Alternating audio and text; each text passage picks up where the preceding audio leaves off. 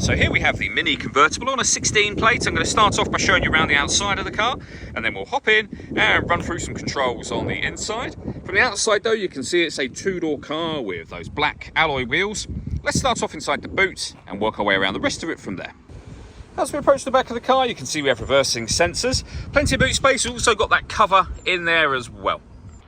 Okay, so we're just going to work our way back around to the front of the car, and then we'll hop in and run through some controls on the inside. But now that we've done a full circle of it, you can see it's in lovely condition the whole way round. Just briefly before we climb in, I think it's well worth seeing the interior from this exterior point of view. There's plenty to run through on the dashboard, so let's hop in and we'll do that now. Okay, now that we're inside the car, we're going to start with the dials. We have the rev counter on the left-hand side, the speedometer in the middle, and over on the right-hand side, the fuel gauge. Also in the middle, you can see the total miles of this car, which are 100,438. You can change the information displayed above that by pressing a button on the end of the indicator stalk with various bits of trip computer and fuel economy information, including the digital readout for the speedometer you see being displayed now. Over in the centre, we have the main screen for the car. So this is where you can access, amongst other things, your satellite navigation, which is a nice clear colour display.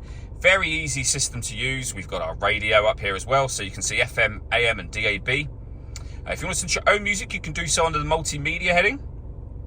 There's various different ways you can do it. So USB input, Bluetooth audio and auxiliary input as well. Working our way down with the main volume for the stereo, we then have dual zone climate control. So you can adjust the passenger, driver temperature, you can increase, decrease the fan speed and determine where you'd like the air to be distributed once it enters the vehicle. The air conditioning's on at the minute, that's off, back on again. You can hit auto. The car will then take control of the fan speed and direction of the air to maintain those temperatures for you. We've also, particularly useful in a convertible, got a heated driver and passenger seat, both of which have 3 separate heat settings on each. Below that, we have our traction control. We can turn off, start and stop the engine from here. This turns off the stop and start. This car is designed to cut out when it's stationary in traffic to save you fuel. That system is off when that light shows.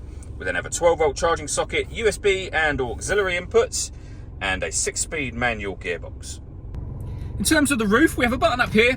If we pull that back towards the rear of the car, the roof will open and stop at this first stage, which offers you a kind of a sunroof section. Go back to the button, do it again, and this time all of the windows will go down and the roof will open up very quickly as well. All that leaves me to say is thank you for taking the time to watch this video. If you'd like to come and see the car for yourself and have a test drive, please feel free to give us a call here at Glenbourne's. We'd love to hear from you soon.